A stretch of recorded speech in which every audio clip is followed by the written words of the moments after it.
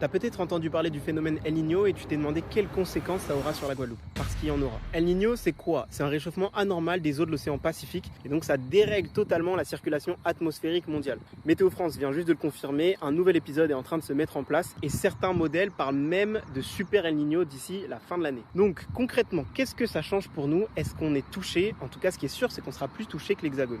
Premier effet, les températures. Il fait tard chaud. Quand on est dans un espace avec des températures qui sont déjà élevées, les moindres variations peuvent avoir des conséquences assez vénères, notamment sur les nuits chaudes et donc ça va avoir un impact sur ton sommeil et aussi ta consommation d'énergie. El Niño, ce qui risque aussi, c'est des conditions plus sèches. Donc ça ne veut pas dire qu'il y aura plus de pluie, mais potentiellement des déficits hydriques. Et vu que la ressource en eau est déjà hyper tendue, et ça mérite qu'on y regarde de plus près, qu'on fasse attention à cet événement qui risque d'intensifier la crise de l'eau. El Niño, il est d'autant plus embêtant qu'il vient se superposer au réchauffement climatique qui est déjà en cours et il vient renforcer les anomalies qu'on constate déjà. Et encore une fois, tout ça, l'objectif de ces modèles, c'est d'être prêt à ce qui va nous arriver, c'est pas de nous faire peur, c'est de mieux comprendre, de mieux l'analyser pour pouvoir s'en prémunir. Donc n'hésite pas à partager cette vidéo pour qu'on puisse se tenir informé et abonne-toi pour qu'on puisse continuer à traiter de ces enjeux environnementaux au sein de la Caraïbe.